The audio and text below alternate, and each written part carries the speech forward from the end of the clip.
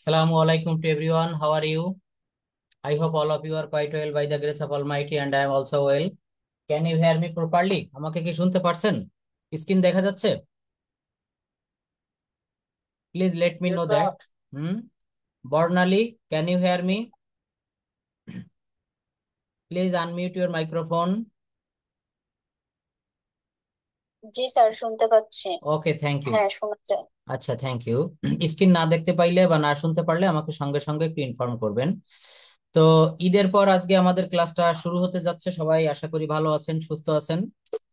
ওয়ালাইকুম আসসালাম। তো আজকের ক্লাসটাতে আজকে আমরা টেন্সটা একটু রিপিট করব। আমরা ডাব্লিউএইচ কোশ্চেন নিয়ে আলাপ করব। আর যদি কারো কোনো পার্সোনাল কোশ্চেন থাকে কোশ্চেন করবেন। আরেকটা বিষয় হচ্ছে যে আমাদের যে ইংলিশ ল্যাঙ্গুয়েজের মেইন যে বিষয়গুলো সেগুলো আমরা ধাপে ধাপে প্রত্যেকটা লেসন আলোচনা করব, কিন্তু এর ভিতরে যদি কখনো কারো মনে হয় যে স্যার এই লেসনগুলা আমার একটু বেশি প্রবলেম, সেগুলো আমাকে বলবেন, আমি সেই লেসনগুলো একটু বেশি করে নিব। তো দেখেন, আমরা টেন্স মোটামুটি এখানে সবাই কম বেশি পারি, কিন্তু তারপরও আমাদেরকে রিভিশন করতে হবে। স্পোকেন ইংলিশের ক্ষেত্রে প্র্যাকটিস করতে হবে। আমরা সবাই কিন্তু এখানে ল্যাঙ্গুয়েজটা চর্চা করতে নাও পারলে আমরা গ্রামার মোটামুটি পারি, ব্যাকরণগত ভাবে আমাদের জ্ঞান রয়েছে। তো দেখেন, সেই প্রেক্ষিতে আমরা এখানে 12টা টেন্সের যে 12টা স্ট্রাকচার, সেই স্ট্রাকচারের সবগুলা কিন্তু আমাদের প্রয়োজন হয় না। আমাদের কথা বলতে গেলে মেইনলি 7টি স্ট্রাকচার বেশি করে প্রয়োজন হয়। সেই 7টি স্ট্রাকচার বা 7টি টেন্স, সেটা হচ্ছে প্রত্যেকটা টেন্সের ইনডেফিনিট এবং কন্টিনিউয়াস, এবং আরেকটি টেন্স হচ্ছে পারফেক্ট টেন্স, সেটা হচ্ছে প্রেজেন্ট পারফেক্ট। তো প্রেজেন্ট পারফেক্ট টেন্সটা আমাদের বেশি প্রয়োজন হয়। প্রেজেন্ট পারফেক্ট টেন্সের গঠন প্রণালীর সংজ্ঞা এটা আমি প্রথমে আপনাদের সামনে একটু উল্লেখ করতে চাই। যেমন, প্রেজেন্ট পারফেক্ট টেন্সের বাংলাটা কি কে বলতে পারবেন? শ্যামল বাবু একটু বলেন তো, প্রেজেন্ট পারফেক্ট টেন্সের বাংলাটা কি হতে পারে? What's the Bengali meaning of present perfect tense? Hmm Barnali বলতে পারবেন প্রেজেন্ট পারফেক্ট টেন্সের বাংলাটা কি হয়? হুম পুরা ঘটিত বর্তমান কাল। প্রেজেন্ট পারফেক্ট টেন্সের বাংলাটা হচ্ছে পুরা ঘটিত বর্তমান কাল। অর্থাৎ যে কাজটি একটু আগে ঘটে গিয়েছে কিন্তু তার ফল এখনো বিদ্যমান আছে। যেমন দেখেন, সে কাজটি করেছে, আমি বাজারে গিয়েছি। আমি কি করেছি? আমি বাজারে গিয়েছি, খেয়াল করবেন। তারপর তারা আমগুলো খেয়েছে। কখন খেয়েছে? একটু আগে খেয়েছে, এমন একটা ভাব এখানে বোঝাচ্ছে। আমি কলা খাইনি, তার মানে কি? আপনাকে প্রশ্ন করলাম যে আপনি কি কলাগুলো খেয়েছেন? আপনি বলছেন না, আমি খাইনি। এটা কখন খাইনি? এটা বর্তমান কালে বোঝাচ্ছে যে আমি খাইনি, আমি যাইনি। তারা আমগুলো খেয়েছে, সে বাজারে গিয়েছে, সে কাজটি করেছে। অর্থাৎ যে কাজ একটু আগে, দেখেন সংজ্ঞায় কি বলছে, কোনো কাজ, হেয়ার ইউ ক্যান সি, কোনো কাজ শেষ হয়েছে অথচ তার ফল এখনো বিদ্যমান আছে, এমন বোঝালে তার টেন্সকে, তার কালকে প্রেজেন্ট পারফেক্ট টেন্স বা পুরা ঘটিত বর্তমান কাল বলে। ইংলিশের ডেফিনেশনটা একটু লক্ষ্য করেন। It describes the work which has been done. এটা বর্ণনা করে যে কাজটি করা হইয়াছে, বাট কিন্তু the effect exist till now, কিন্তু তার ফলাফলটা এখনো বর্তমান আছে, তার ফলাফলটা এখনো বর্তমান। স্ট্রাকচার কি হয় দেখেন, সাবজেক্ট প্লাস হ্যাজ বা হ্যাভ প্লাস ভার্বের ভি3 plus extension. Subject plus has বা হ্যাভ প্লাস ভার্বের ভি3 প্লাস এক্সটেনশন। যেমন সাবজেক্ট যদি বলা হয় আমি কাজটি করিয়াছি, আমি কাজটি করিয়াছি, কেমন হয়? আই হ্যাভ, সাবজেক্ট হচ্ছে আই। এইটা দেখেন, সে কাজটি করেছে। আমি এটা একটু ব্লক করে দেই। কি বললাম? সে কাজটি, জাস্ট দেখেন, হি হ্যাজ ডান দা ওয়ার্ক, সে কাজটি করিয়াছে। সাধু ভাষায় আমরা জানি বাংলা ব্যাকরণে দুইটা ভাষা প্রচলিত, সাধু ভাষা আর চলিত ভাষা, কিন্তু বর্তমানে বেশ আমরা সব জায়গায় দেখতে পাই সেটা হচ্ছে চলিত রূপ, তাই না? বাংলার ক্রিয়ার চলিত রূপ। তো আমরা যদি সাধু রূপ ব্যবহার করি তখন হবে সে কাজটি করিয়াছে, আর যখন চলিত রূপ ব্যবহার করব তখন সে কাজটি করেছে। তাহলে কি হবে? সে ইংরেজি সাবজেক্ট কি? হি, সে, তাহলে সে হচ্ছে এখানে সাবজেক্ট হি। তারপর আমরা জানি সাবজেক্টের পরে হ্যাজ বা হ্যাভ বসে। কি বসে দেখেন, সাবজেক্টের পরে হ্যাজ বা হ্যাভ যে কোনো একটি বসাতে হবে, তো হি এর পরে হ্যাজ বসে, হি হ্যাজ। এই দেখেন, তারপর ভার্বের ভি3। এখানে ডু মানে হচ্ছে করা, কাজটি করিয়াছে, ডু মানে হচ্ছে করা, তাহলে ডু থেকে ডান, আর তারপর হচ্ছে দা ওয়ার্ক। তাহলে কি দাঁড়ালো? সাবজেক্টের পর হ্যাজ বা হ্যাভ, তারপর ভার্বের ভি3, তারপর অবজেক্ট। তাহলে কি হবে? সে কাজটি করিয়াছে, হি হ্যাজ ডান দা ওয়ার্ক। কি হবে বলেন? হি হ্যাজ ডান দা ওয়ার্ক, সে কাজটি করিয়াছে বা করেছে। যদি বলা হয় আমি স্কুলে গিয়েছি, I have gone to school. আমি ভাত খেয়েছি, আই হ্যাভ ইটেন রাইস। দেখেন আই হচ্ছে সাবজেক্ট, এরপরে হ্যাজ বা হ্যাভ হবে, তারপর ভার্বের ভি থ্রি, ইট, এট, ইটেন। ইটেনটা হচ্ছে ভার্বের V three, I have eaten. তারপর কি হবে, অবজেক্ট হচ্ছে রাইস। দেখেন তারা আমগুলো খেয়েছে, they have eaten mangoes.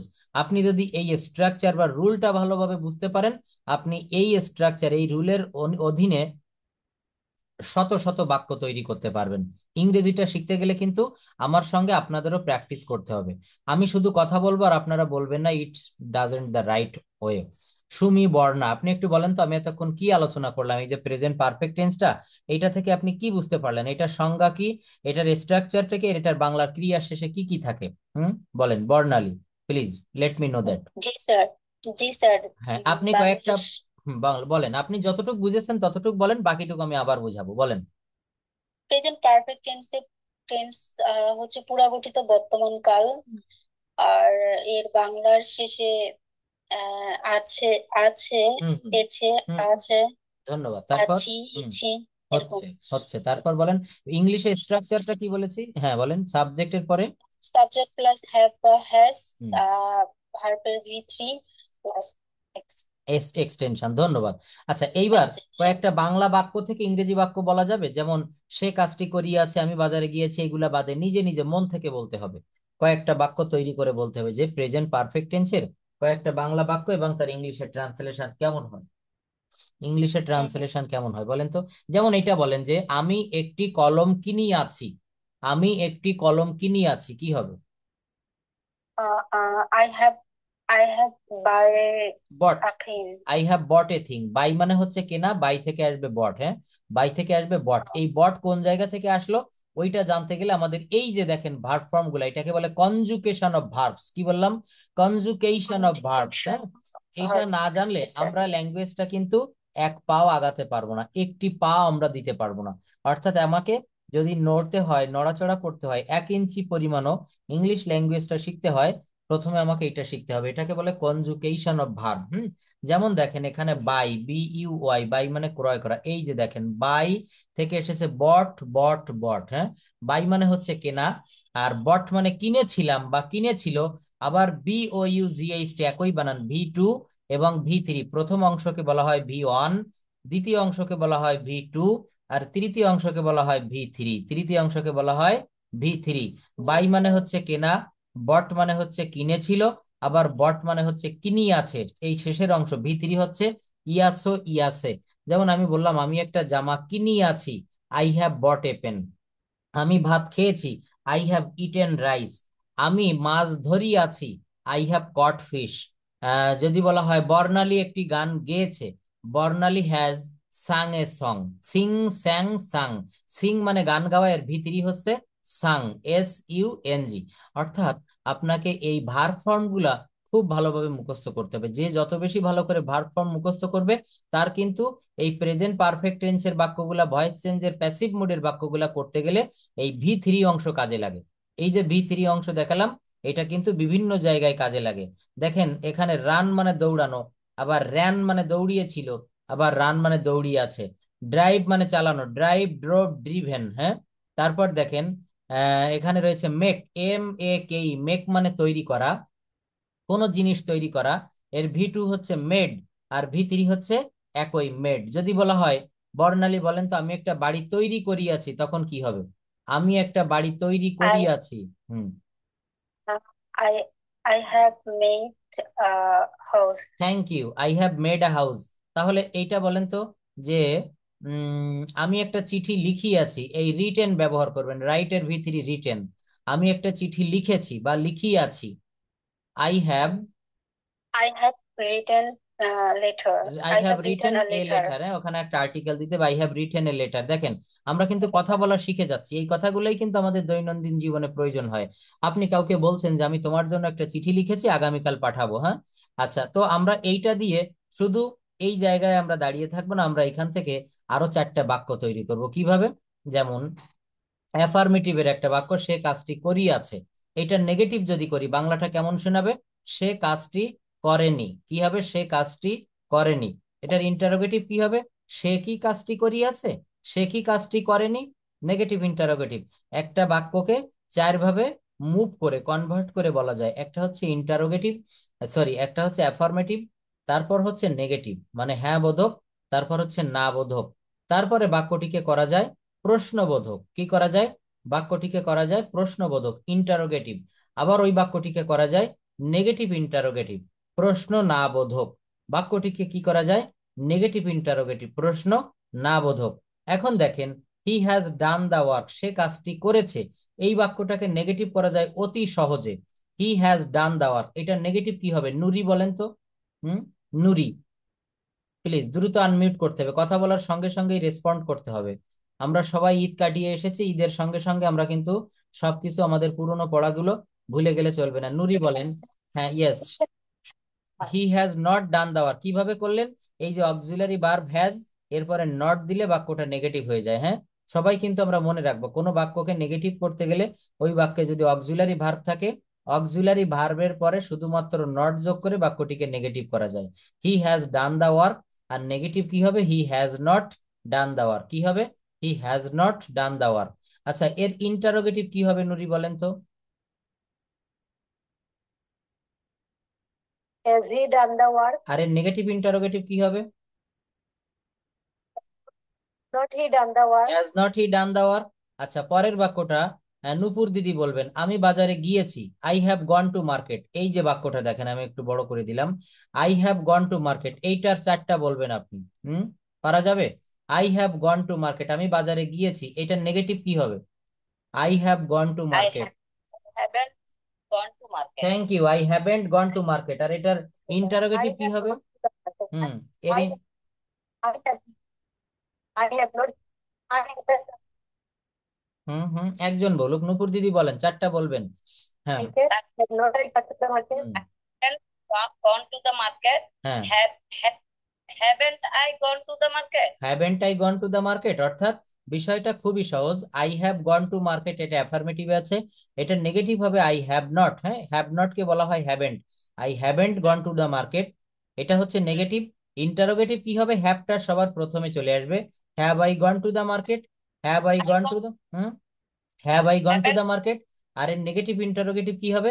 Haven't I gone to the market, haven't I gone to the market. আচ্ছা দেখেন, তাহলে একটা বাক্যকে আমরা যদি চারটা করতে পারি, তাহলে আমরা কিন্তু এইভাবে এই সরি, প্রেজেন্ট পারফেক্ট টেন্সের প্রত্যেকটা বাক্যকে আমরা কিন্তু মুভ করে বলতে পারবো। তো প্রেজেন্ট পারফেক্ট টেন্সের যত বাক্য, প্রেজেন্ট পারফেক্ট টেন্স সম্পর্কে আর কোনো সমস্যা হবে? আমি যদি কাউকে বলি প্রেজেন্ট পারফেক্ট টেন্সের এই বাংলা বাক্যটা থেকে ইংরেজি বাক্য করতে হবে, তখন পারা যাবে? আমি যদি কাউকে বলি বর্ণালী, আপনি একটু বলেন তো কয়েকটা বাক্য আপনার কাছে বলবো, আপনি দ্রুত উত্তর দিবেন। যেমন আমি যদি বলি, আমি একটি আহ আমি একটি ছবি এঁকেছি, এটা কি হবে? আমি একটি ছবি এঁকেছি। আই হ্যাভ, দ্রুত বলতে হবে। আই হ্যাভ, হ্যাঁ, ড্র মানে হচ্ছে আঁকা, তাহলে ড্র এর ভি3 হবে। কেন হবে? প্রেজেন্ট পারফেক্ট টেন্সে, হ্যাঁ, প্রেজেন্ট পারফেক্ট টেন্সে কিন্তু সবসময় ভি3। I have drawn a picture, আমি একটা ছবি এঁকেছি। আচ্ছা বলেন তো, আমি একটা সিনেমা দেখেছি বা আমি একটা মুভি দেখেছি, আমি একটা মুভি দেখিয়াছি, কি হবে? বর্ণালী বলেন। আই হ্যাভ ওয়াচ বলা যাবে না, ওয়াচড বলতে হবে, WATCHED, ওয়াচড। হ্যাঁ, আজকে আপনাকে এই শীট গুলো দিয়ে দিব, এগুলো কিন্তু প্রত্যেকে প্রতিদিন 5টা করে মুখস্থ করবেন। কয়টা করে মুখস্থ করতে হবে? 5টা করে। হ্যাঁ, এইটা দেখেন, এই শীট গুলা যে যত বেশি মাত্রায় মুখস্থ করবেন, তার কিন্তু এই ল্যাঙ্গুয়েজটার কথা বলার দক্ষতা ততটা বেড়ে যাবে। অর্থাৎ এখানে মুখস্থ করতে হবে। বর্ণালী এগুলো পড়ে ফেলেন তো, do, did, done, it, at, eaten পড়েন তো, দেখি আপনার রিডিং স্কিলটা কেমন, একটু যাচাই করি। পড়েন। স্কুলটা খুব একটা ভালো না। ভালো না? তাহলে এটা আমি আস্তে আস্তে করে নিব, কিন্তু এখন এইগুলো পড়েন। ডু, ডিড, ডান, তারপর এটা কি আছে বলেন? ইট, এট, Eaten, eaten. write, wrote, written, hmm, speak, spoke, spoken, hmm, take, took, taken, hmm, see, saw, seen, hmm, make, made, made, hmm, have, had, had, hmm, drink, drank, drunk, hmm. give, gave, given. অবশ্যই, এই যে সুন্দর রয়েছে দেখেন, একটা জিনিস মনে রাখবেন, সারা জীবন এই কথাটা মনে রাখবেন। কথাটা কি? সফলতার প্রথম ধাপ হচ্ছে ব্যর্থতা। কি বললাম? সফলতার প্রথম ধাপ হচ্ছে ব্যর্থতা। এখানে প্রচুর পরিমাণে ব্যর্থ হতে হবে। কিসের ব্যর্থ? আমি একটা জিনিস পড়তে দিলাম, আপনি পারলেন না, এটা কিন্তু আপনার ব্যর্থতা না। এটা এখানে আপনি শিখছেন, শিখতে এসে কখনো লজ্জা করা যাবে না। ওকে, তো এই যে যেভাবে পড়লেন এইগুলা কিন্তু আরো এক একটা ওয়ার্ড 2-3 বার করে পড়বেন, যদি সময় থাকে একটু লিখবেন, আপনার ফোনে একটু রেকর্ড অপশনে গিয়ে রেকর্ড করবেন, দেখবেন এগুলা প্রচুর পরিমাণে মুখস্থ হয়ে যাবে। একবার পড়ে রেখে দিবেন, ওইটা কিন্তু আস্তে আস্তে আমাদের ব্রেনের যে মেমোরি রয়েছে সেখান থেকে এটা লস হয়ে যাবে, এটা হারিয়ে যাবে। তো এটা বারবার করে মুখস্থ করতে হবে। ডু মানে করা, দেখেন এই প্রথম যে শব্দটা ডু, এর বাংলাটা এখানে লিখে দিয়েছি। ডু মানে কি? করা। আর ডিড মানে করেছিল বা করেছিলাম। আর ডান মানে হচ্ছে করিয়াছে বা করিয়াছি। Do did done, it at eaten, right রোট written. এখন এইগুলো আপনারা অনেকেই আমাকে প্রশ্ন করে, বিভিন্ন ব্যাচের স্টুডেন্টরা, যে স্যার এইগুলো তো মুখস্থ করে বেশি দিন রাখতে পারি না। এখন এর একটা সুন্দরতম পথ রয়েছে, ওয়ে রয়েছে, একটা ভালো মেডিসিন রয়েছে। সেই মেডিসিনটা হচ্ছে কি, এই বাক্যগুলো শিখে এইগুলো যদি রেখে দেন, তাহলে কিন্তু এইগুলো আপনাদের মনের ভিতরে থেকে আবার চলে যাবে মামার বাড়ি, তাই না? তো এইটা মুখস্থ করার সুন্দর একটা পথ হচ্ছে এইগুলো দিয়ে বাক্য রচনা করতে হবে। Make sentence with these word, কি বললাম? Make sentence with these word. Do মানে করা, এইভাবে বাক্য করবেন, আই ডু দা ওয়ার্ক, আমি কাজটি করি। ডিড মানে করেছিল বা করেছিলাম, I did the work. Done মানে হচ্ছে করিয়াছে, তাহলে কি হবে? I have done the work. Present perfect টেন্সের একটা বাক্য করবেন, I have done the work. Eat মানে খাওয়া, ইট এট ইটেন। ইট মানে খাই বা খাওয়া, আমি খাই, আই ইট, আমি ভাত খাই, আই ইট রাইস। আমি গতকাল ভাত খেয়েছিলাম, আই এট রাইস ইয়েস্টারডে। তখন ইট হবে না, তখন কি হবে? এই ভি2টা কাজে লাগবে, ate. I ate rice yesterday. Barnali বুঝতে পারতেছেন এই এট কেন হবে? কারণ এখানে একটা বিষয় হচ্ছে যে যখন প্রেজেন্ট টেন্স ব্যবহার করবেন তখন ইট হবে, আর যখন পাস্ট ফর্ম, বিশেষ করে পাস্ট ইনডেফিনিট টেন্স গঠন করব, তখন কিন্তু তার গঠন প্রণালী সাবজেক্ট প্লাস ভার্বের ভি2। এইখানে প্রথমটাকে বলা হয় বেস ফর্ম বা ভি1 ফর্ম। এই যে গো, গো কে বলা হয় ভি1 ফর্ম। আর যখন এখানে আমরা পাস্ট ফর্ম গঠন করব, পাস্ট ইনডেফিনিট, তখন বলতে হবে ওয়েন্ট, এটাকে বলা হয় ভি2 ফর্ম। ভি2 ফর্ম কি বলা হয় বলেন? তখন এটাকে বলা হচ্ছে ভি2 ফর্ম, ওয়েন্ট। যেমন আমি স্কুলে গিয়েছিলাম, আই ওয়েন্ট টু স্কুল, কি হবে বলেন? আই ওয়েন্ট টু স্কুল, আমি I school. went to school. যদি বলা হয় আমি স্কুলে গিয়েছি, তখন I have gone to school, এই তখন গো বা ওয়েন্ট কোনোটা হবে না, তখন ভার্বের ভি3 ফর্ম ব্যবহার করতে হবে, গন। ভার্বের কোন ফর্ম ব্যবহার করতে হবে বলেন? Gone. I have gone to school, দেখেছেন? তাহলে এই ভার্ব ফর্ম মুখস্থ না করে ইংরেজি শেখার কোনো পথ নেই, নেই, নেই। অর্থাৎ এইগুলা কিন্তু আপনাকে খুব ভালোভাবে মুখস্থ করতে হবে। তো দেখেন, আমরা এই টেন্স দিয়ে, প্রেজেন্ট পারফেক্ট টেন্স দিয়ে আরো কিছু বাক্য করব। প্রেজেন্ট পারফেক্ট টেন্স দিয়ে আরো কিছু বাক্য কে বলতে পারবেন? উইলিংলি, ইচ্ছাকৃত ভাবে কে বলতে পারবেন প্রেজেন্ট পারফেক্ট টেন্স? মেহেদি ভাইয়া বলতে পারবেন প্রেজেন্ট পারফেক্ট টেন্স দিয়ে অনেকগুলা বাক্য? হুম, জি স্যার, আমি বলেন। বলবো। হ্যাঁ বলেন, আপনি বলবেন এবং সঙ্গে ইন্টারোগেটিভ, নেগেটিভ ইন্টারোগেটিভ, নেগেটিভ সবগুলা বলবেন। হুম, জি স্যার, ঠিক আছে। হুম, তো একটা বাক্য আমি আপনাকে আপনি একটু কোন ধরিয়ে দেই, যেমন এইখান থেকে আমি একটা ভার্ব দিয়ে দেই। হ্যাঁ, 1 মিনিট। হ্যাঁ, আগে মেহেদি ভাইয়া বলুক, তারপর বলবেন আপনি। এই টেক দিয়ে বলবেন, টেক থেকে এই টেকেন নিবেন। যেমন আমি একটা কলম নিয়েছি, এই টেকেন দিয়ে বলবেন, এই দেখেন টেকেন। তাহলে বলেন, I have taken a pen. আমি একটি কলম নিয়েছি, I have taken a pen. Thank you. এইটা নেগেটিভ বলেন। Have not, I haven't, haven't, I have not taken pen, taken a pen. Thank you. তারপর এটা ইন্টারোগেটিভ কি হবে? Have I, have I taken a pen. Have I taken a pen. আর negative interrogative হবে haven't, কি হবে? Haven't I. Thank you. Haven't I taken a pen. এখন দেখেন এই যে জায়গায় এখানে যতগুলা ভার্ব আছে, এর প্রত্যেকটা ভার্ব দিয়ে, যেমন had, drunk, given, known, began, read, driven, এই ড্রিভেন দিয়ে মেহেদি ভাইয়া কয়েকটা বাক্য বলেন তো। এই ড্রিভেন দিয়ে কেমন বলতে পারেন? ড্রিভেন, হ্যাঁ, ড্রিভেন বলেন কি হবে? Drive, drove, driven. হ্যাঁ, গাড়ি, আমি গাড়ি চালিয়েছি। তারপর I have driven a car. Have I driven a car? Sorry, sorry. I have not driven a car. Have I driven a car? Have not I driven a car?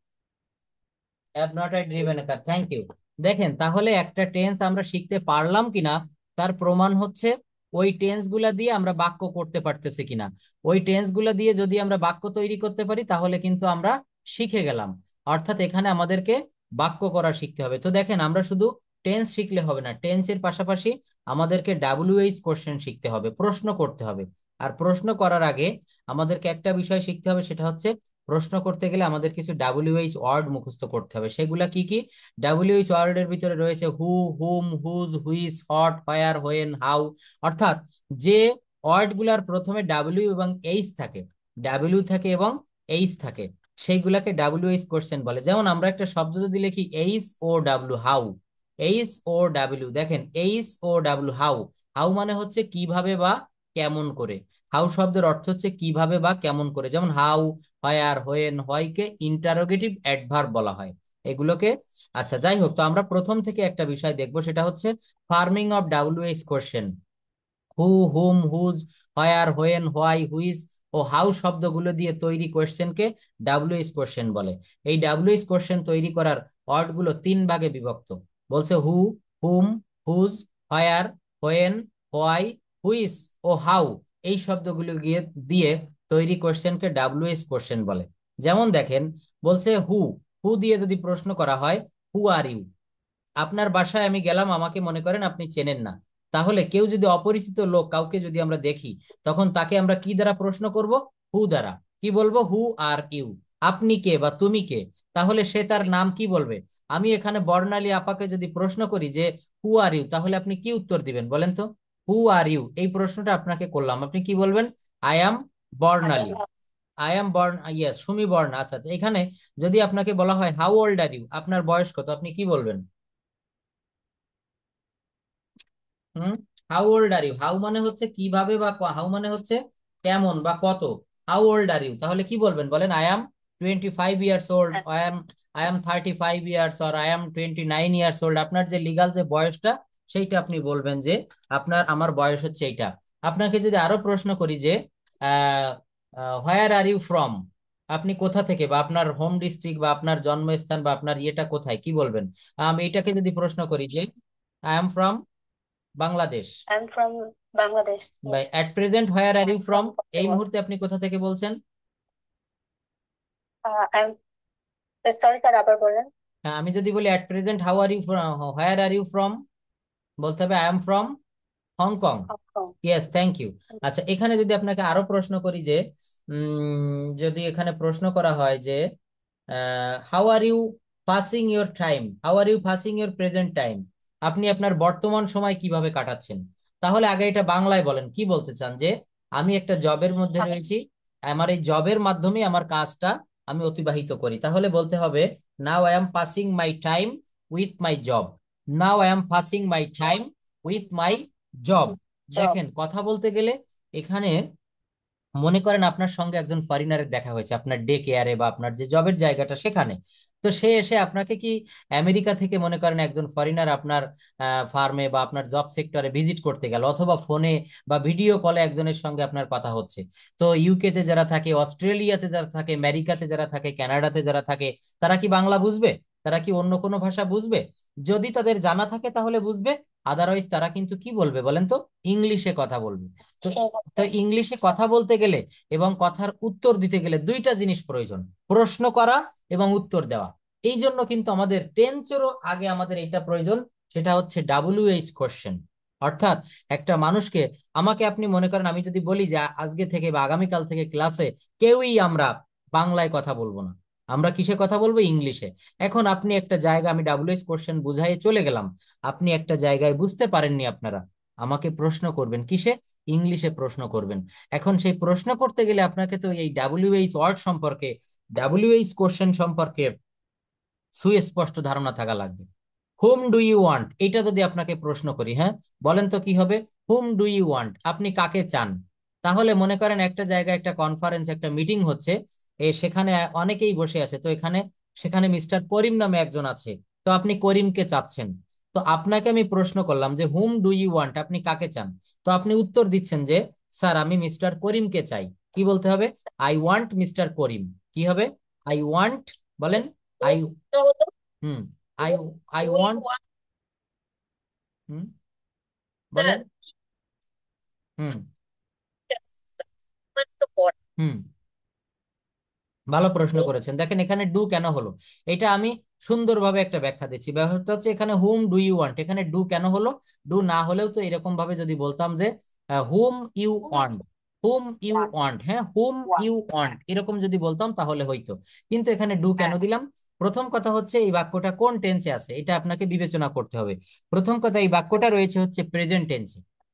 হ্যাঁ, এক minute, এই present টেন্সে বাক্যটা রয়েছে তাই না?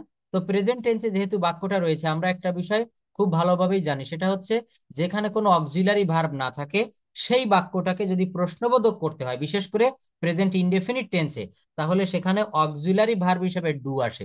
এখানে do এর কিন্তু স্পেশাল কোনো মিনিং হয় না, তারপরও কিন্তু এখানে ডুটা দিতে হবে। কেন দিতে হবে? ওই যে বলছে প্রেজেন্ট ইনডেফিনিট টেন্সে। যেমন এই বাক্যটা বলেন তো, যে কেউ বলতে পারবেন যে যদি বলা হয় আই রাইট এ লেটার, আমি একটা চিঠি লিখি, এইটার নেগেটিভ কি হবে? এইটার নেগেটিভ কি হবে? না, কিচ্ছু হয়নি, আপনি কিচ্ছু বুঝতে পারেননি। I am not writing letter, এটা তো প্রেজেন্ট কন্টিনিউয়াস টেন্সে নিয়ে চলে গেছেন। আই রাইট এ লেটার, অন্য কেউ কে পারবেন? হুম, আই রাইট এ লেটার, এটার নেগেটিভ কি হবে? বুঝে শুনে বলতে হবে। না, ডিড কেন আসবে? ডিড আসলে তো হবে না। Yes, I don't write a letter, তো এখানে ডোন্ট কেন আনলাম? এই ডোন্ট কোন জায়গা থেকে আসলো? এটা কি হঠাৎ করে আকাশ থেকে আসছে নাকি মামার বাড়ি থেকে আসছে? আসেনি। এইটা আসছে হচ্ছে, বলা হচ্ছে দেখেন আই রাইট এ লেটার, এখানে একটি মাত্র ভার্ব আছে। হ্যাঁ, আমি এটা একটু লিখে দেই, আপনারা বুঝতে পারবেন। দেখেন I right, WRITE, I write a letter, LETTER, কি লিখলাম? I write a letter. দেখেন এখানে একটি মাত্র ভার্ব রয়েছে, সেটা হচ্ছে রাইট, WRITE। ভালোভাবে খেয়াল করবো আমরা, কি বললাম? এখানে একটি মাত্র ভার্ব আছে, সেটা হচ্ছে রাইট। এই বাক্যে কি কোনো অক্সিলারি ভার্ব আছে? কথা বলতে হবে। অক্সিলারি ভার্ব আছে? নেই। আচ্ছা তাহলে দেখেন নেই, তাহলে এখানে একটি মাত্র মেইন ভার্ব আছে। আর এই যেখানে মেইন ভার্ব থাকে, অক্সিলারি ভার্ব থাকে না, এই বাক্যটাকে নেগেটিভ এইভাবে কি করা যায়? I not write a letter, এটা এভাবে কি বলা যায়? কথা বলতে হবে। I not write a letter, হ্যাঁ, আমি ওইটা বলিনি, আমাকে উত্তর দিবেন হ্যাঁ অথবা না। আমি যদি এইভাবে বলি I not write a letter, এটা কি I not write a letter এইভাবে কি বলা যায় কখনো? যায় না। আচ্ছা তাহলে এই বাক্যটাকে যেহেতু I not write a letter বলা যায় না, তাহলে কিভাবে বলতে হবে? I do not write a letter. এই ডু এবং নট কেন আনলাম? কারণ প্রেজেন্ট ইনডেফিনিট টেন্সে প্রশ্নবোধক করতে গেলে ডু আসবে, ডু বা ডাজ, আর নেগেটিভ করতে গেলে ডু নট বা ডাজ নট আসবে। কি নূপুর দিদি বুঝতে পারছেন এখানে ডু কেন আসবে? প্রেজেন্ট টেন্সের বাক্য বিধায় এখানে হুম ডু ইউ ওয়ান্ট, আপনি কাকে চান।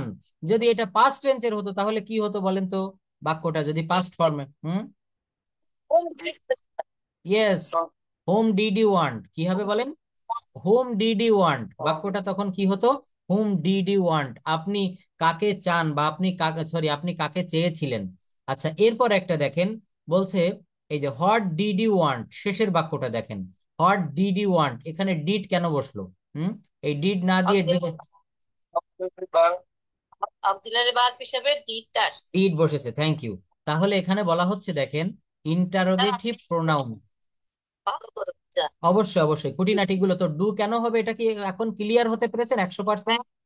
আচ্ছা, হ্যাঁ, তো দেখেন এটা হচ্ছে প্রেজেন্ট ইনডেফিনিট টেন্সে, আর কোন টেন্সে কিন্তু ডু বা ডাজ আসবে না। যেমন যদি এখানে প্রেজেন্ট কন্টিনিউয়াস টেন্সের একটা বাক্য হয়, সেটাকে কিভাবে আমরা নেগেটিভ করব বা সেটাকে কিভাবে আমরা ইন্টারোগেটিভ করব? যেমন যদি বলা হয় আই অ্যাম ইটিং রাইস, এইটাকে নেগেটিভ করেন তো যে কেউ, I am eating rice. Good morning sir. Good morning, how are you? Not eating that. I am, yes, I am eating rice, I am not eating rice. এইবার আমরা come to the point. Who, whom, whose, which, হট word গুলো একা একই ব্যবহৃত হলে এদের interrogative pronoun বলা হয়। সুন্দর একটা কথা বলেছে, মনে রাখবেন। হু, হুম, হুজ, হুইজ, হট ওয়ার্ড গুলো একা একই ব্যবহৃত হলে এদের ইন্টারোগেটিভ প্রোনাউন বলা হয়। এগুলা যখন একা একই ব্যবহার হয় তখন ইন্টারোগেটিভ প্রোনাউন বলা হয়। যেমন ইন্টারোগেটিভ প্রোনাউন মানে কি জানেন? প্রশ্নবোধক সর্বনাম। ইন্টারোগেটিভ প্রোনাউন শব্দের অর্থ হচ্ছে প্রশ্নবোধক সর্বনাম। প্রোনাউনের বাংলা হচ্ছে সর্বনাম। যেমন দেখেন হু আর ইউ, কি বললাম? হু আর ইউ, তুমি কে? Whom do you want, whose is this wallet, which is the taller of the two brothers, what did you want. এখানে প্রথম বাক্যে হু, পরের বাক্যে হুম, পরে হুজ, পরে হুইস, পরে হট। এইগুলা যেহেতু বাক্যের প্রথমে বসেছে, এগুলা হচ্ছে ইন্টারোগেটিভ প্রোনাউন। এইগুলো দ্বারা প্রশ্ন করা হচ্ছে। এইগুলো দ্বারা কি করা হচ্ছে বলেন? প্রশ্ন করা হচ্ছে। এগুলাকে বলা হচ্ছে ইন্টারোগেটিভ প্রোনাউন।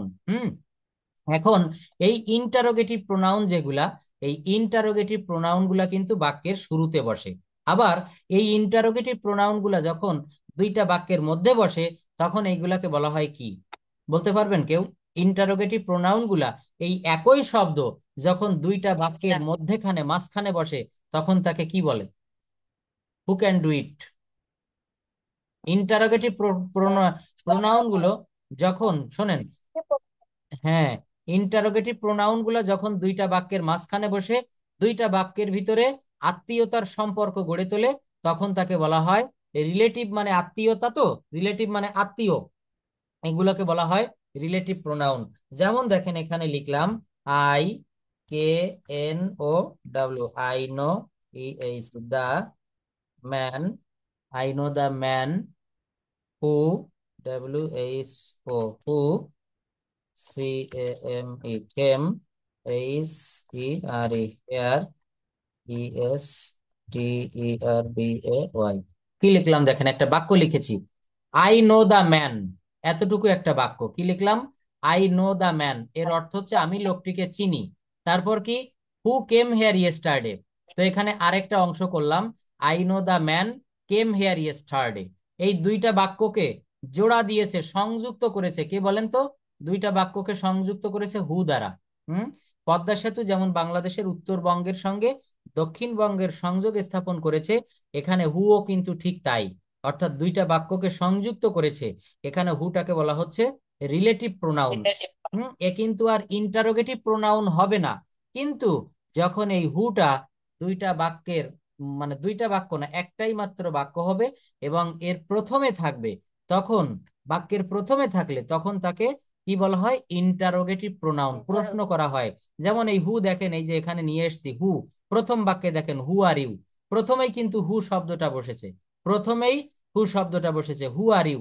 এই হুটাকে বলা হচ্ছে এখানে ইন্টারোগেটিভ প্রোনাউন। এরপর দেখেন ইন্টারোগেটিভ অ্যাজেক্টিভ। কি বললাম? Interrogative adjective. দেখেন হট, হুইস ও হুজ এর সঙ্গে কোনো নাউন যুক্ত থাকলে এই ওয়ার্ডগুলা ইন্টারোগেটিভ অ্যাজেক্টিভ হবে। যেমন হট বুকস আর দিজ। কি বললাম? Hot books are these. এই দেখেন হট, হুইস ও হুজ এর সঙ্গে কোনো নাউন যুক্ত থাকলে এই ওয়ার্ডগুলা ইন্টারোগেটিভ অ্যাজেক্টিভ হয়।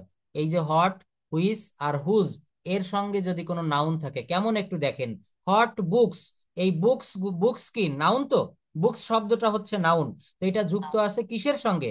এই হট শব্দটার পরে দেখেন বুকস বসেছে, তাই বলছে হট, হুইস ও হুজ এদের সঙ্গে কোনো নাউন যুক্ত থাকলে এই ওয়ার্ডগুলোকে ইন্টারোগেটিভ অ্যাজেক্টিভ ওয়ার্ড বলে। এই হট, যেমন which pen do you want, দ্বিতীয় বাক্যটা দেখেন কি বললাম? Which pen do you want, তুমি কোন কলমটি চাও? তো এই যে হুইস এর পরে দেখেন, হুইস এর পরে একটা ওয়ার্ড বসেছে পেন, এই পেনটা নাউন, আমরা কিন্তু সবাই জানি পেনটা কি হবে? নাউন। এই জন্য এই হুইস, এই হট এবং এই হুজ এইগুলাকে বলা হচ্ছে ইন্টারোগেটিভ অ্যাজেক্টিভ। মনে রাখবেন, এই হট, হুইস এবং হুজ এর পরে যদি কোনো নাউন থাকে, তাহলে এই ওয়ার্ডগুলাকে ইন্টারোগেটিভ অ্যাজেক্টিভ বলে। যেমন হুজ পেন ইজ দিস, এটার বাংলা কি বলেন তো? হুজ পেন ইজ দিস, আমরা বাঙালি মানুষ, এই কলমটি কার? Whose pen is this. হ্যাঁ, তাহলে বলতে হবে দিস ইজ মাই পেন। কি বলতে হবে বলেন? This is my pen. এইভাবে কিন্তু বিভিন্ন ভাবে আমাদেরকে প্রশ্ন করা শিখতে হবে, হু দ্বারা, হট দ্বারা, হুজ দ্বারা, হুম দ্বারা, বিভিন্ন সময় হোয়েন দ্বারা। যদি আমি হোয়েন দ্বারা প্রশ্ন করি, যেমন ক্লাস কখন শুরু হয়, দেখেন অনেকেই কিন্তু আমাকে প্রশ্ন করেন এইভাবে, when does the class start. কি বললাম? ক্লাসটি কখন শুরু হয়? When, when does the class start, class কখন শুরু হয়। তারপর দেখেন, হ্যাঁ আমি বলেছি হয়, এই হয় বললে কিন্তু আপনি উইল দিতে পারবেন না। আর যখন ফিউচার, হ্যাঁ যদি হবে, যদি হবে বলা হয়, তখন আপনি দিতে পারবেন। হ্যাঁ, ক্লাসটি কখন শুরু হবে, হোয়েন উইল, হ্যাঁ ওখানে একটা বি, বি দিতে হবে, বি মানে হচ্ছে হওয়া, বি মানে হওয়া। দেখেন আমি যদি বলি, এখানে যদি কারো আমি প্রশ্ন করি যে তুমি কখন ঘুম থেকে ওঠো, এই প্রশ্নটা কি হবে? হোয়েন দ্বারা প্রশ্ন করলাম, বলেন তো? বর্ণালী বলেন তুমি। হুম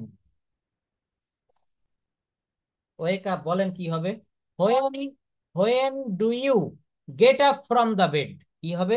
when do you get up from the bed, get up মানে হচ্ছে ঘুম থেকে ওঠা। When do you get up from the bed. হুম, তুমি কখন তুমি কখন হ্যালো তাকে স্যার। ফোন করো? বলেন। স্যার, বলেন। ওয়েক আপ থেকে মানে ঘুম থেকে জাগা, আর হুম, গেট আপ মানে ওঠা। ওঠা, yes.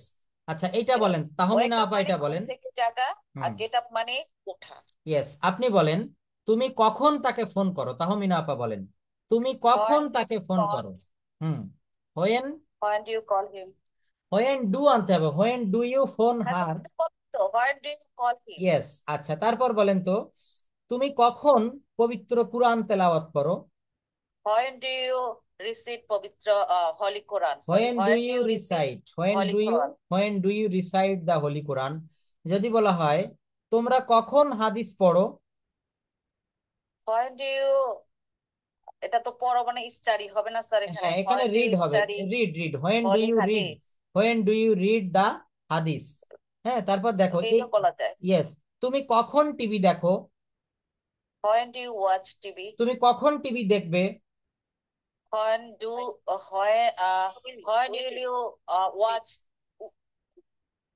TV? When yes. will be হবে sir, when will be watch TV? না, এখানে তো কোনো বি মানে হওয়া, এখানে বি দেওয়ার দরকার নেই এখানে। হ্যাঁ বলেন।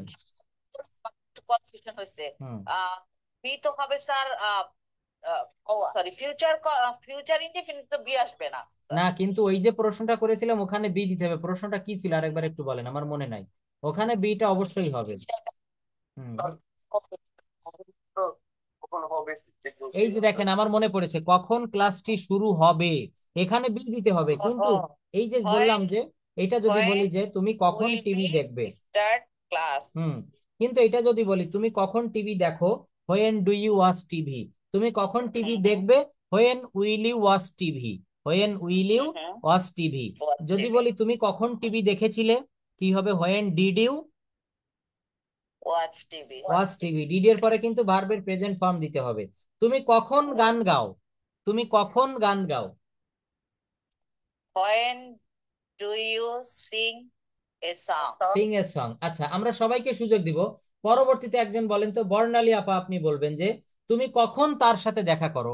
এই হোয়েন ব্যবহার করে বলতে হবে, তুমি কখন তার সাথে দেখা করো। when will you না, এখানে যেহেতু দেখা করো এটা প্রেজেন্ট ফর্ম বলেছি, এখানে কখনো উইল আনা যাবে না। When do you meet with her, when do you meet with her, meet মানে হচ্ছে সাক্ষাৎ করা। সবার আগে আমরা প্রেজেন্ট টেন্সে কোনো প্রশ্ন করতে গেলে হু দ্বারা ডো বা ডাজ হবে। প্রেজেন্ট টেন্সে ডু বা ডাজ হবে, থ্যাংক ইউ। আর যদি পাস্ট টেন্স হয় তখন ডিড হবে, আর যদি Did ফিউচার হবে। ফর্ম হয় তখন উইল হবে। Will হবে। হুম, আচ্ছা যদি একটা সহজ প্রশ্ন যে তুমি কখন বাজারে যাও, তাহলে এখানে আমরা ডিডও ব্যবহার করব না, এখানে উইলও ব্যবহার করব না, এখানে ব্যবহার করব do. When do you go to market, কখন তুমি বাজারে গিয়েছিলে, তুমি কখন বাজারে গিয়েছিলে। হোয়েন ডিড ইউ তখন গো কি টু হবে? Market, when did you go to market, তুমি কখন বাজারে যাবে। When will you go to market, when এর পরে will, when will you go to market. Go to আমরা অনেকে ব্যবহার করি হোয়েন এর পরে সাবজেক্ট নিয়ে এসি, when you will go to market. No, এখানে হোয়েন এর পরে অক্সিলারি ভার্ব আনতে হবে। কি বলেছি বলেন? হোয়েন এর পরে অক্সিলারি ভার্ব আনতে হবে। দেখেন Auxiliary verb. ইংলিশ Do, ল্যাঙ্গুয়েজে, ইংলিশ ল্যাঙ্গুয়েজটা হচ্ছে মূলত কনভারসেশন, যে কোনো ল্যাঙ্গুয়েজ। does। এই প্র্যাকটিসটা অনেক সবার জন্য। এইভাবে আমি রেগুলার করব, হ্যাঁ, সবার জন্য প্রতিদিন হাতে কলমে। সারা সে কথা বলা করতে হবে অবশ্যই ক্লাসে। অবশ্যই এইটা তো থাকবে, এবং টপিকস দিব আজকে। সে কথা বলতে থাকি, ভুল হোক স্যার, অসুবিধা নাই। শোনেন আজকে একটা ভুল হতেও তো সুন্দর আজকে হবে। একটা বাণী লেখা দেখলাম এক জায়গায়, চমৎকার বাণী বলেছে যে সফলতার প্রথম ধাপ ব্যর্থতা। কি বলেছে? সফলতার প্রথম ধাপ ব্যর্থতা। আসলে দেখবেন আমরা যখন কোনো কাজ শুরু করতে যাই, আপনি যেদিন প্রথম আমেরিকায় গিয়েছিলেন সেই দিন আপনি কিন্তু ওখানে কিভাবে চলতে হয়, কিভাবে বলতে হয়, কিভাবে লাইফ লিড করতে হয় কিছুই কিন্তু মানে জানা ছিল না, সবই ছিল অজানা অন্ধকার। থাকতে থাকতে থাকতে থাকতে সবই এখন মুখস্থ হয়ে গেছে, তাই না? আমাদের লাইফটা ঠিক সেরকম। আমরা যখন প্রথম ল্যাঙ্গুয়েজটা শিখতে আসি, আমাদের যখন একটা লোকের যদি হঠাৎ প্রথম একদিন ব্যাংকে জব হলো, চাকরি হয়ে গেল, তো সে ব্যাংকার হিসেবে প্রথম যেদিন জয়েন করবে তাকে আগে ট্রেনিং এর ব্যবস্থা করা হয়। তারপর তাকে 1-2 মাস ট্রেনিং এর পরে তার একটা চেয়ার দেওয়া হয়, তার একটা রুম দেওয়া হয়, তাই না? তো প্রথম দিনের কাজটা কিন্তু অত্যন্ত হার্ড মনে হয়, কিন্তু ওই কাজটা 1 বছর করতে করতে যখন 1-1.5-2 বছর চাকরির বয়স হয়ে যাবে, তখন কিন্তু কাজটা খুবই সহজ মনে হয়, তাই নয় কি? তো এখানে আমি আপনাকে বলি, হুম আমি যখন স্কুলে প্রথম চাকরি নেই, হুম প্রথম দিন আমাকে কম্পিউটারে ল্যাপটপে বসাই দিছে, তাদের কম্পিউটারে বসাই দিছে ডেস্কটপে।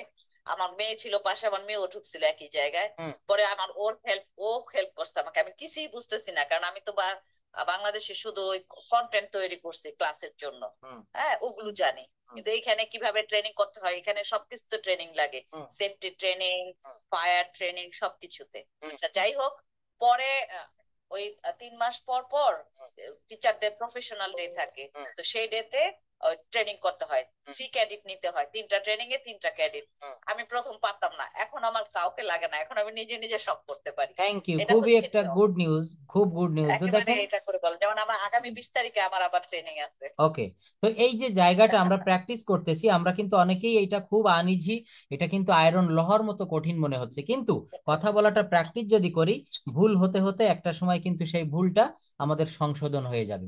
তো দেখেন, আমরা এখানে হোয়াট দ্বারা, হুইজ দ্বারা এবং হুজ দ্বারা, এই 3টা ওয়ার্ডের পরে যদি কোনো নাউন থাকে, তাহলে সেগুলাকে ইন্টারোগেটিভ অ্যাডজেক্টিভ বলা হয়। এখন আমরা দেখব হাউ, হোয়ার, হোয়েন, হোয়াই কে ইন্টারোগেটিভ অ্যাডভার্ব বলে। কয়টা কথা বলেছি? হাউ, হোয়ার, হোয়েন, হোয়াই, এইগুলাকে ইন্টারোগেটিভ অ্যাডভার্ব বলে। কেমন দেখেন, হাউ আর ইউ, মনে রাখবেন, যখন বললাম হাউ আর ইউ, আপনি কেমন আছেন বা তুমি কেমন আছো, তাহলে এই প্রশ্নটা আমি যদি কাউকে বলি যে হাউ আর ইউ, তখন এর উত্তরটা কি দিতে হবে? নাহিদা সুলতানা আপা বলেন তো, এই কথাটার উত্তরটা আমরা কিভাবে দিব? হাউ আর ইউ, আপনাকে আমি প্রশ্ন করলাম, আপনি ইংলিশে কি বলবেন? হঠাৎ করে আপনাকে আমি hmm I am fine, thank you. তারপরে আবার পরবর্তীতে বলতে হয় অ্যান্ড ইউ, পরবর্তীতে বলতে হয় অ্যান্ড ইউ। আচ্ছা, I'm pretty good. Yes I am I'm pretty good, হ্যাঁ, ইয়েস, yeah, হুম। আচ্ছা, এভাবেও কিন্তু বলা যায় যে আমি ভালো আছি এবং আপনি কেমন আছেন, অ্যান্ড ইউ। আচ্ছা, তাহলে এটা আমরা কি দ্বারা প্রশ্ন করলাম? এটা আমরা হচ্ছে হাউ দ্বারা প্রশ্ন করেছি। এরপর হাউ দ্বারা আরেকটা প্রশ্ন যদি নাহিদা আপা আপনাকে করা হয় যে হাউ ওল্ড আর ইউ, তখন ইংলিশে কি বলতে হবে বলেন? হাউ ওল্ড আর ইউ, তখন কি বলবেন? I am 35 years old. Yes, I am 35 years old. আচ্ছা, হাউ দ্বারা যদি আপনাকে আরো প্রশ্ন করা হয় যে আপনি কিভাবে, সে কিভাবে আমেরিকায় যায়, how does he go to America, তাহলে কিভাবে বলতে হবে? সে প্লেনে চড়ে আমেরিকায় যায়, কি হবে বলেন তো?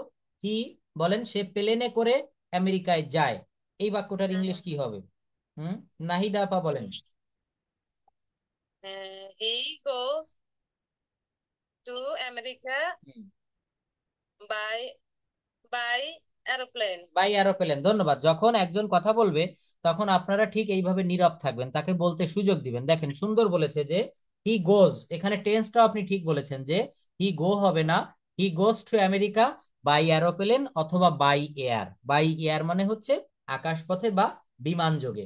হাউ দ্বারা যদি আরো প্রশ্ন করা হয় যে how do you go to your village, মনে করেন আপনি ঢাকায় থাকেন, আপনাকে প্রশ্ন করলাম যে আপনি কিভাবে আপনার গ্রামে যান, how do you go to your village, কি বলতে হবে?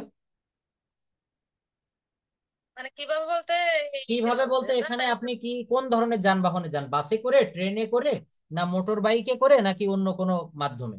তাহলে বলতে হবে I go to village by boat. মনে করেন আপনার বাড়ি হচ্ছে বরিশালে, আপনি ঢাকা থেকে বরিশালে, আমরা স্বাভাবিক লঞ্চে, পদ্মা সেতু চালু হওয়ার আগে লঞ্চে যাইতাম, তাই না?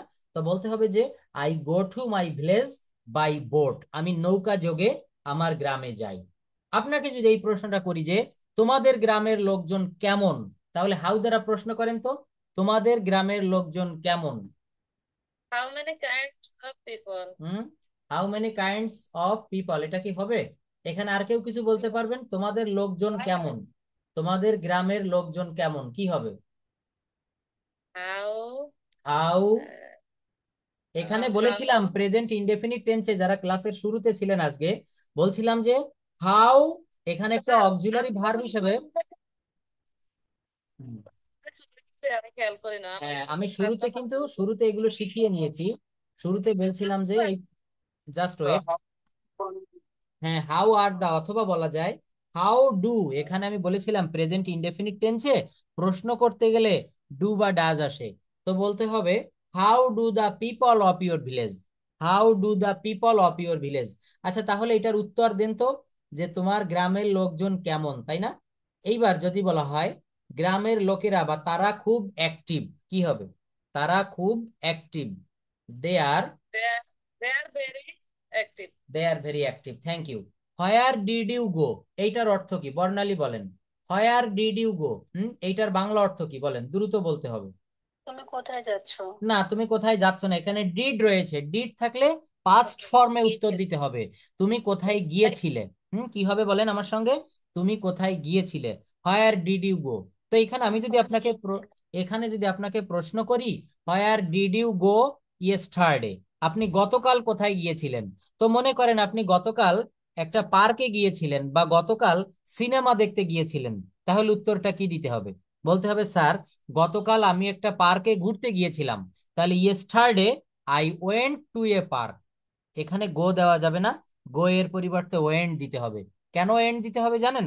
কারণ এখানে প্রশ্ন করেছি আপনাকে পাস্ট টেন্সে, তাহলে উত্তরও দিতে হবে পাস্ট টেন্সে। কথা বুঝতে পারছেন না পারেন নাই? অর্থাৎ আমি যদি এখানে প্রশ্ন করি যে তুমি আজকে কোথায় যাও, প্রশ্ন উত্তর হবে স্যার আমি আজকে স্কুলে যাই, আমি আজকে আমার জবে যাই।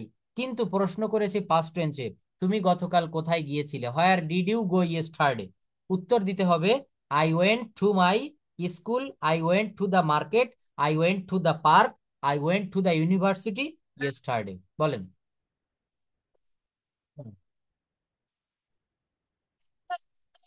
করতে হবে, কিন্তু হুম। প্রশ্নের মধ্যে গো কেন, মানে প্রশ্নের মধ্যে and কেন ধন্যবাদ, হয় না? খুবই একটা সহজ প্রশ্ন। দেখেন এখানে নাহিদা আপা প্রশ্ন করেছে যে প্রশ্নের বেলায় গো, আবার অ্যান্সারের বেলায় কেন ওয়েন্ট হলো। এখানে উত্তরটা হচ্ছে কোন বাক্যে যদি, এই যে দেখেন ডি আই ডি, ডিড, কোন বাক্যে যদি ডিড ব্যবহার করেন, তাহলে ওই বাক্যে পরের ভার্বটা বেস ফর্মে হবে, ভি ওয়ান ফর্মে হবে। এই জন্য ডিডের পরে এখানে গো বসেছে। বুঝতে পেরেছেন? আর আর উত্তর দেওয়ার সময় উত্তর, হ্যাঁ, হ্যাঁ, আগে কয়েকবার বলেছি। হ্যাঁ, আমার ক্লাসটা করলে কিছু কিছু আমি বলেছিলাম হেড ওয়ার্ড, মানে মূল শব্দ বলি, প্রতিনিয়ত বলি। যেমন একটা কথা প্রায়ই বলি যে, সেটা হচ্ছে এই ডিড এর পরে ভার্বের প্রেজেন্ট ফর্ম হয়। তারপর হ্যাজ, হ্যাভ, হ্যাড, কি বললাম বলেন? Has, have, had. এইটা যদি কখনো কোনো বাক্যে বসে, কোনো বাক্যের ভিতরে যদি দেখেন হ্যাভ রয়েছে, হ্যাজ রয়েছে বা হ্যাড রয়েছে, তারপরে যদি অন্য কোনো ভার্ব বসে, তা ওই দ্বিতীয় ভার্বটা ভার্বের ভি থ্রি ফর্মে হয়। যেমন প্রেজেন্ট পারফেক্ট টেন্স দেখিয়েছি একটু আগে, আই হ্যাভ ইটেন রাইস, কি বললাম? আই হ্যাভ ইটেন রাইস, আমি ভাত খেয়েছি।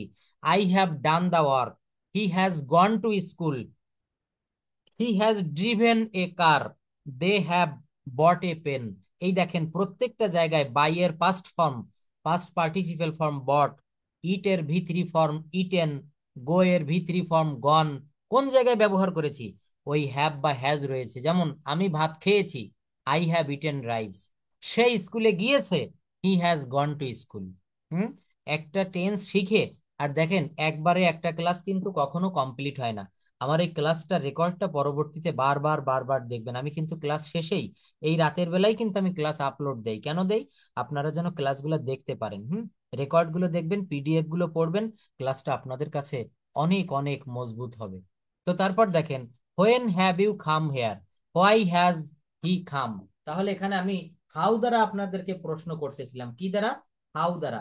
শেষের প্রশ্নটা রয়েছে দেখেন হোয়াই দ্বারা, বলছে হোয়াই হ্যাজ হি কাম। এর অর্থ হচ্ছে কেন সে এসেছে। হুম। এই হোয়াই দ্বারা আমি যদি আপনাদেরকে আরো প্রশ্ন করি, তাহলে কি আপনারা পারবেন? যদি বলা হয় তুমি কেন লন্ডন যাও, তুমি কেন ঢাকায় যাও, হোয়াই, কি বললাম? Why do you go to Dhaka.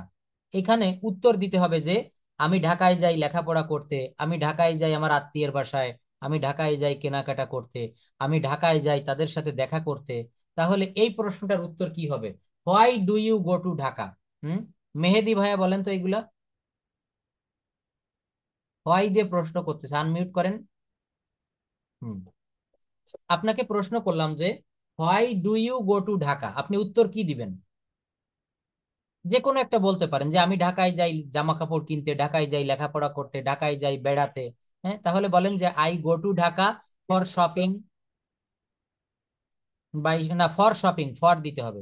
I go to Dhaka, I go to Dhaka for for meeting with them, তাদের সাথে দেখা করার জন্য। হ্যাঁ, অথবা দিতে পারেন, এটা দিতে পারেন, I go to Dhaka for earning money, আমি টাকা ইনকামের জন্য ঢাকায় যাই। হুম হুম এইটা তারপর যদি বলেন যে কিভাবে বলা যায় যে I go to Dhaka for exam. Hmm I go to Dhaka for exam. এটাও হবে। হয় যে এখানে বিভিন্ন প্রশ্ন করা যায়। হুম এইটা যদি প্রশ্ন করি কাউকে যে why do you go to a doctor, why do you go to a doctor, কেন তুমি ডাক্তারের কাছে যাও, তাহলে কি হবে বলেন তো? I go to hmm for sick. For sick, অনেকটা সঠিক হয়েছে। এইভাবে বলতে হয়, because I am ill, because I am ill, কারণ আমি অসুস্থ। হ্যাঁ, এইভাবে বলতে হবে। এইটা যদি বলি যে তুমি কেন You ডাক্তার হতে চাও, হুম, হুম,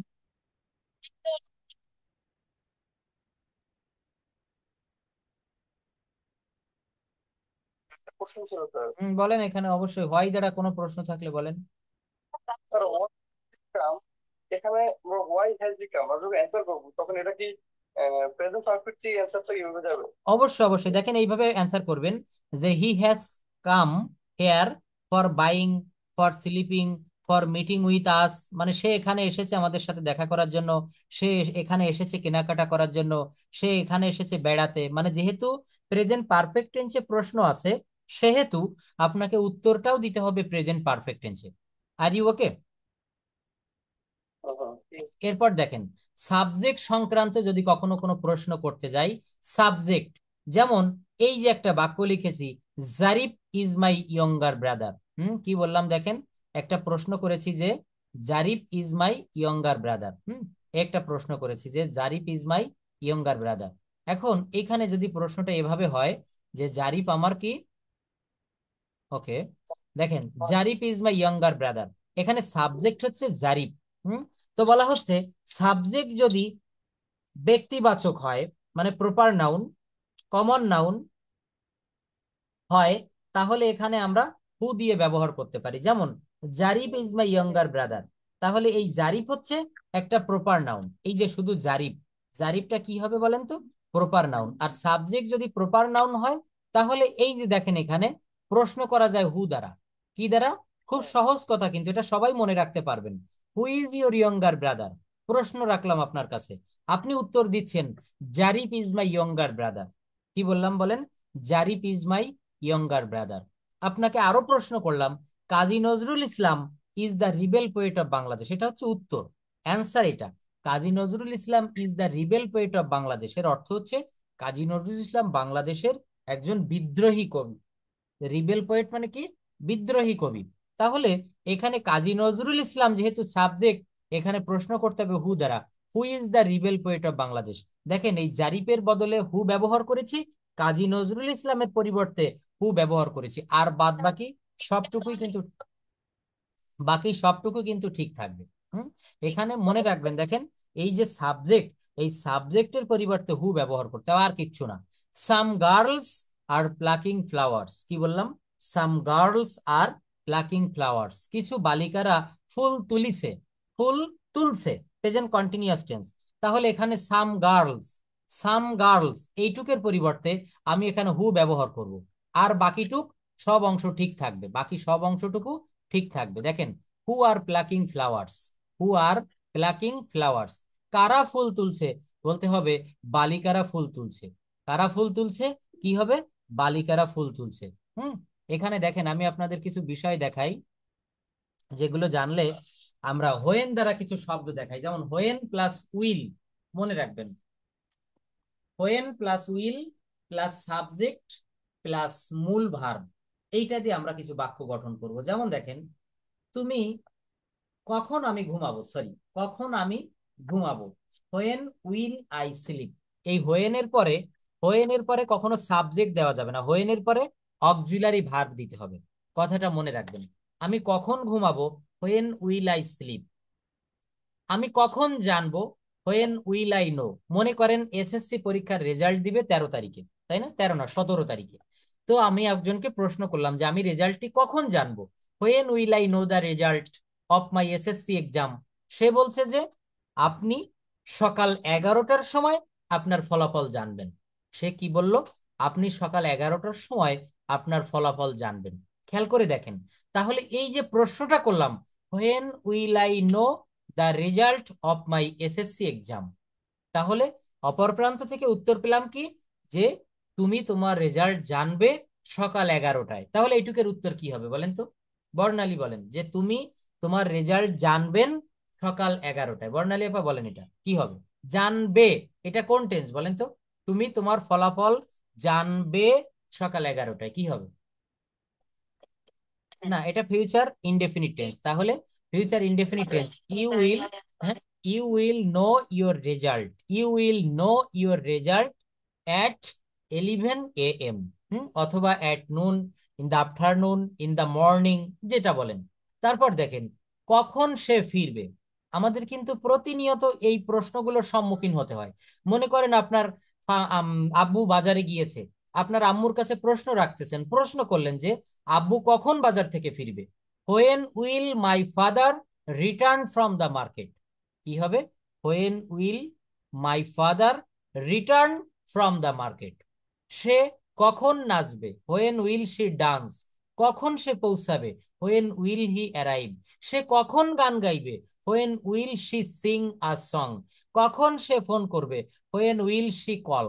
দেখেন এই বাক্যগুলা তৈরির সুন্দর একটা ম্যাজিক পথ রয়েছে, একটা সুন্দর রাস্তা। সেটা কি? হোয়েন এর পরে উইল দিতে হবে। দেখতে পাচ্ছেন সবাই? হোয়েন এর পরে উইল দিতে হবে, তারপর সাবজেক্ট দিতে হবে, তারপর ভার্বের বেস ফর্ম দিতে হবে। দেখেন আমি কখন ঘুমাবো, হোয়েন এর পরে উইল দিয়েছি, তারপর সাবজেক্ট দিয়েছি আই। সাবজেক্ট কি দিয়েছি বলেন? আই। তারপর ভার্বের বেস ফর্ম দিয়েছি স্লিপ। ভার্বের বেস ফর্ম কি দিয়েছি বলেন? Sleep. When will I sleep, when will I know, when will he return. আচ্ছা মেহেদি ভাইয়া একটু বলেন তো, সে কখন ঘন্টা বাজাবে, এটার ইংলিশ কি হবে? সে কখন ঘন্টা বাজাবে?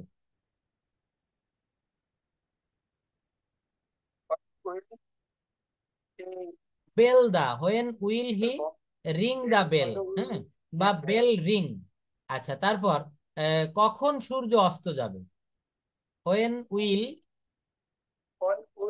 দা সান সেট। অর্থাৎ এই সূত্রটা মনে রাখবেন, হোয়েন এর পরে উইল দিতে হবে, তারপর সাবজেক্ট, তারপর ভার্বের বেস ফর্ম। বলেন তো কখন বাতাস আসবে?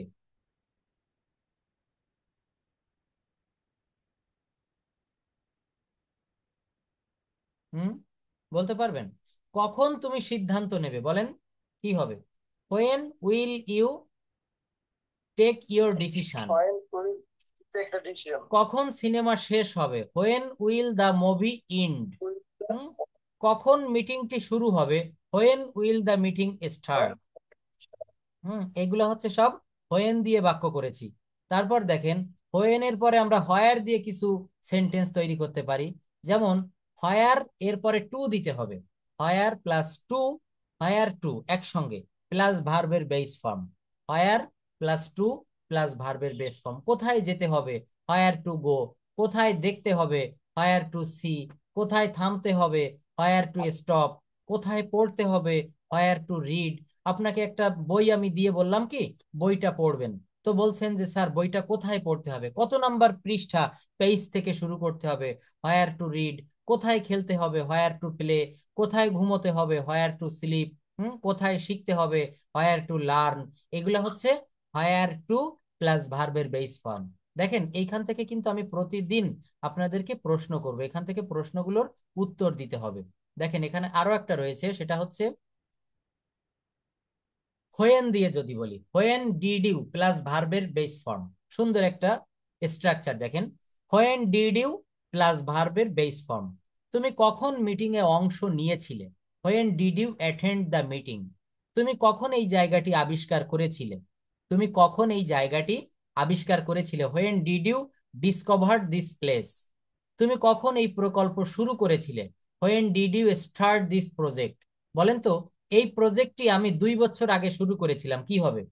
এই প্রজেক্টটি আমি 2 বছর আগে শুরু করেছিলাম, কে পারবেন? in 2 years বলেন, হচ্ছে তো, ভয় পেলে when চলবে না। হুম তাহলে I started this project about 2 years ago.